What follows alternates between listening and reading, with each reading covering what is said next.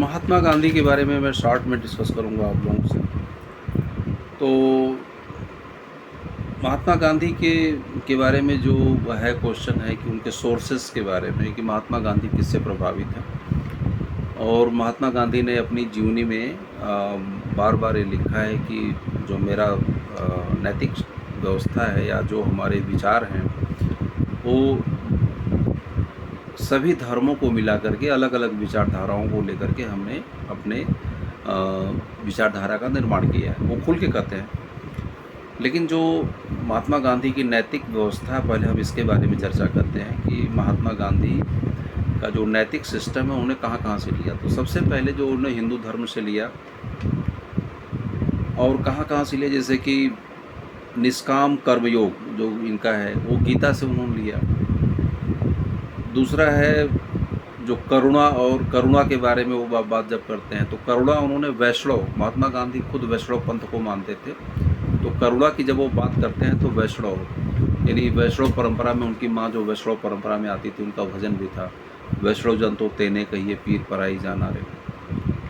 इसके बाद non dualism. Non dualism का मतलब होता है ईश्वर और जीव दोनों एक ही है, यानी एक ईश्वरवाद, अद्वैतवाद कि ये विचारधारा उन्होंने उपनिषद से लिया था।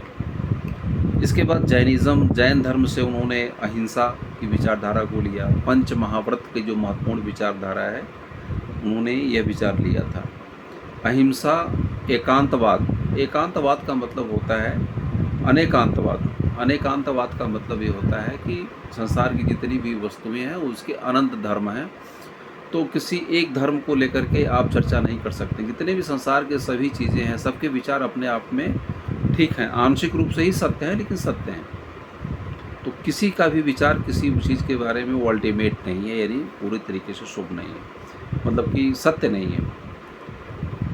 तो अहिंसा की विचारधारा, अनेकांतवाद की विचारधारा और पंच महाव्रत, सत्य अहिंसा अस्तेय अपरिग्रह, सारे विचारधारा को उन्होंने लिया। इसके बाद बुद्धिज़्म से भी उन्होंने लिया।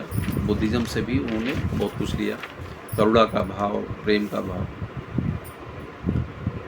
इसके अलावा जो दुनिया के जो दूसरे फिलोसफर्स थे जैसे कि लियो टॉलस्टॉय से उन्होंने लिया। लियो टॉलस्टॉय की जो किताब है the kingdom of God with in, the kingdom of God with in इनकी किताब है। इन्होंने इस किताब में अहिंसा को एक व्यवहारिक हथियार के रूप में स्वीकार किया, लियो टॉलस्टॉय से। इसके बाद जॉन रस्किन का नाम आता है। जॉन रस्किन की महत्वपूर्ण किताब है अनटू दिस लास्ट, ठीक है ना। और यहाँ पर गांधी ने सोशल और इकोनॉमिक एथिक्स का जो वहाँ से बारो किया है। इसमें से जो महत्वपूर्ण चीज़ें हैं, idea of equality, dignity of labour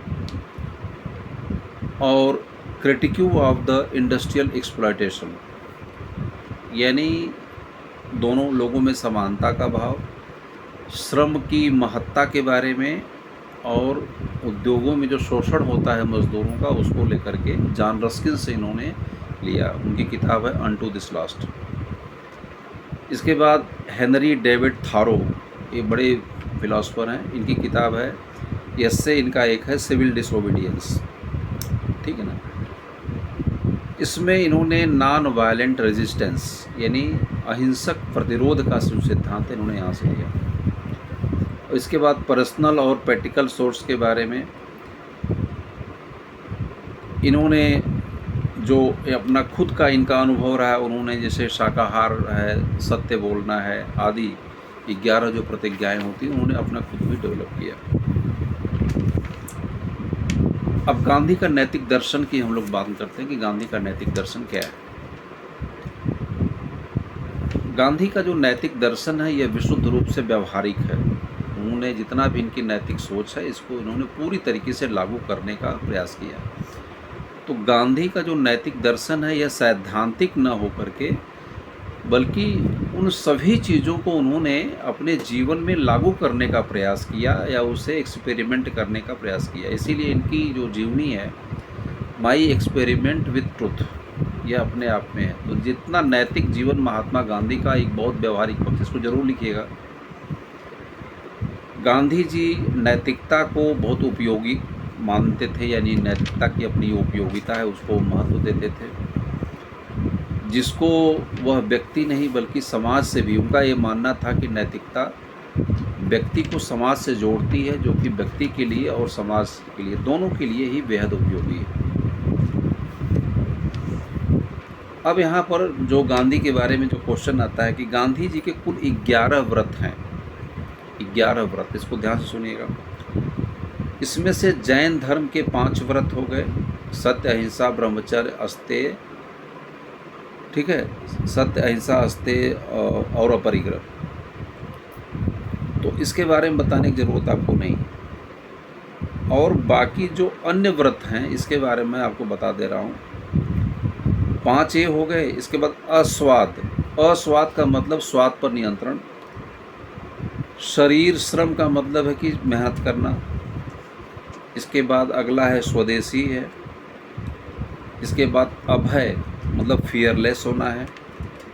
इसके बाद अस्पृश्यता निवारण है और सर्वधर्म समभाव। ये इनका 6 ये हो गया और 5 ये हो गया। कुल मिलाकर के 11 व्रत महात्मा गांधी के 11 व्रत कहा जाता है। ये महात्मा गांधी के नैतिक सिद्धांत हैं, 11 व्रत, जिसके के बारे में आपको ध्यान से लिखना है इसको, इसमें कोई बहुत इम्पोर्टेंट नहीं है।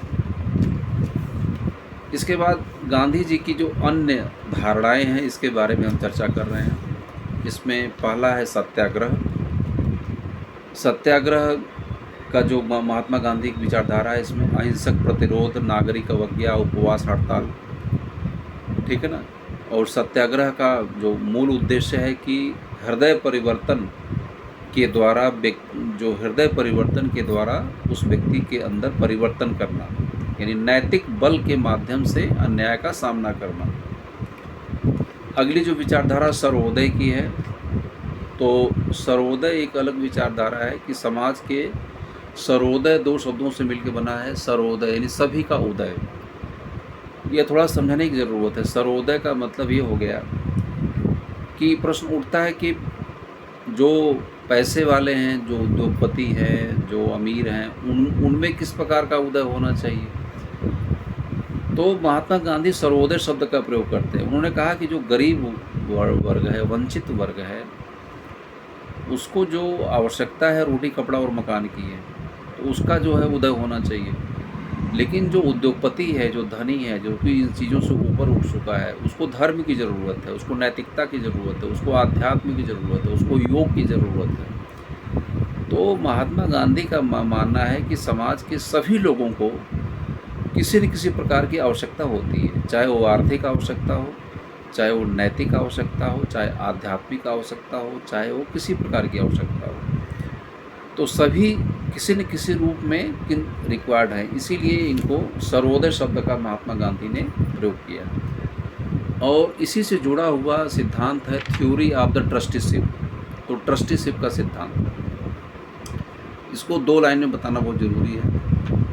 ट्रस्टीशिप का सिद्धांत है, महात्मा गांधी का ये मानना है कि संसार की जो सभी संपदा है, सब कुछ है, वो ईश्वर की है। जो व्यक्ति है, व्यक्ति सिर्फ इसके संरक्षक के रूप में, यानी किराएदार की भूमिका के रूप में है, ठीक है ना। तो वह इसका उतना ही उपयोग करे जितना उसके लिए, उसके जीवन यापन के लिए आवश्यक है।